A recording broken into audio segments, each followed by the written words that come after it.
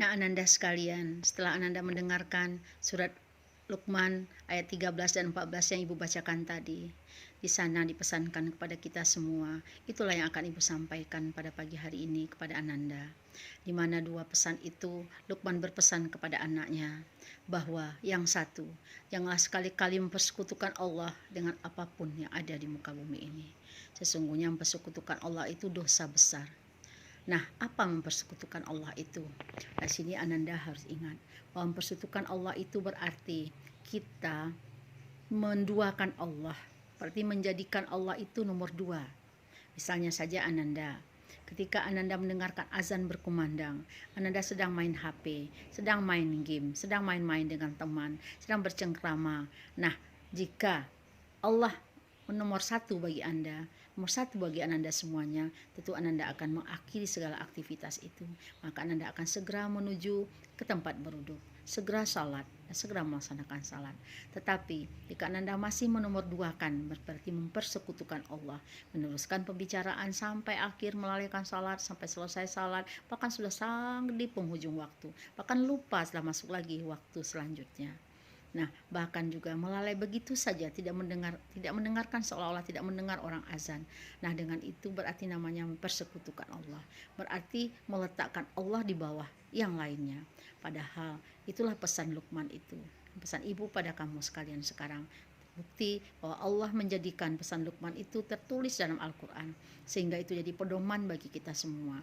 Bahwa tidak ada yang lebih besar, tidak ada yang nomor satu, tidak ada yang lebih kuasa, yaitu Allah. Ketika azan berkumandang, maka sholatlah yang akan dilaksanakan. Ibu yakin dan percaya sebagian Ananda telah sedemikian melaksanakan, tapi sebahagian jauh dari yang diharapkan. Kenapa demikian? Masih Ibu lihat, masih Ibu dengar di tengah-tengah masyarakat, tidak tertutup kemungkinan itulah Ananda semuanya. Ananda acuh saja ketika azan berkumandang, bahkan ketika orang tuamu menyuruhmu sholat, kamu diam saja. Seolah-olah itu bagi kamu adalah bukan nomor satu. Nah, ketahuilah, tidak ada yang lain selain dari itu. Karena Allah sudah mengatakan, Inna salata tanha anil fahsya'i wal munkar. Sesungguhnya salat itu mencegah perbuatan keji, mencegah perbuatan mungkar. Jadi seseorang jika dia salatnya benar, maka akan benarlah sebuah kegiatannya. Tapi jika salatnya tidak benar, akan tidak benarlah segala keaktivitasannya.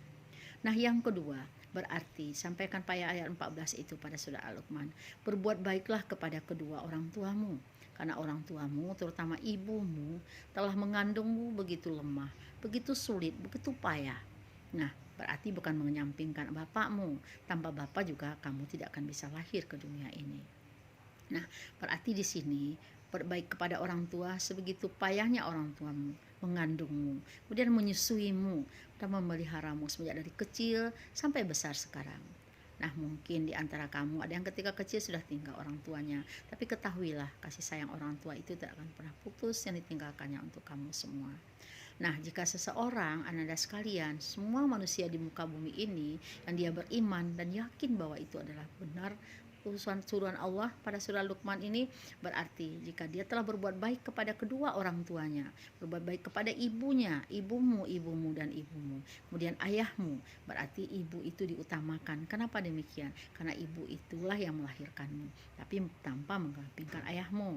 Dengan demikian, ayah juga sangat penting sekali. Nah, ketika kamu sudah berbuat baik kepada kedua orang tuamu, berarti kamu telah menjalankan perintah Allah. Nah, ridha Allah adalah ridha kedua orang tua. Nah, berarti jika perbuatanmu itu telah diridai oleh orang tuamu dari hal yang kebaikan, ya, bukan menyuruh yang tidak baik, berarti kamu telah diridai oleh Allah. Nah, dua pesan itu yang hari ini, pagi ini, Ibu sampaikan kepada Ananda semua. Jika kamu dalam kehidupanmu dari sekarang, karena kita tidak tahu ya, manakah kita yang terlebih dahulu dipanggil oleh Allah, karena kullu nafsin za'iqatul maut. Setiap manusia itu akan kembali kepada Allah. Setiap manusia itu akan menempuh mati. Nah, demikian berarti kamu mulai dari sekarang Dan dari dulu ya sebenarnya balik berakal, kamu sudah dihitung dosa dan pahalamu. Jika kamu sholat, jika kamu patuh pada orang tuamu, sesungguhnya kamu berbuat baik untuk dirimu sendiri. Dan jika kamu tidak berbuat baik, sesungguhnya adalah untuk dirimu juga. Nah, ibu juga menyampaikan pada Ananda semuanya, menghimbau Ananda semuanya, meskipun kamu di rumah saja sekarang, itu sebenarnya kesempatan yang sangat baik sekali bagi kamu. Kamu bisa menjaga sholatmu, kamu tidak lalai lagi.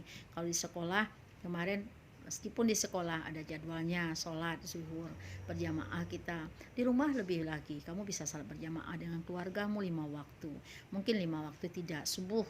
Nah, makanya zuhur mungkin orang tuamu pergi bekerja beraktivitas, kamu belajar di rumah, nanti asar orang tuamu udah pulang, atau setidaknya maghrib dan isya kamu bisa sholat berjamaah di rumahmu. Nah, pandemi ternyata juga menjadikan kita dekat dengan keluarga kita. Nah, kemudian lagi, Bu ingatkan kembali yang pertama, jangan sekali-kali kamu menduakan Allah itu. Jangan mendahulukan yang lain selain dari panggilan Allah. Nah, mulailah segala sesuatu kita dengan menyebut nama Allah. Ketika melakukan sesuatu, bacalah bismillah, berarti kamu tidak mempersekutukan Allah dengan apapun. Yang kedua, dengarkan perintah orang tuamu. Nah, ketika kamu mendengarkan perintah orang tuamu, kamu melaksanakan disuruh orang tuamu, termasuk yang melaksanakan perintah gurumu, mengajarkan apa yang dimintakan oleh gurumu, karena mereka tidak akan pernah mengajakmu ke jalan yang tidak benar. Pasti mereka akan mengajakmu kepada jalan yang benar, sehingga kamu kelak menjadi harapan yang kami inginkan. Kamu menjadi pengganti generasi ke depan. Kamu menjadi harapan bangsa, negara, terutama sekali agama.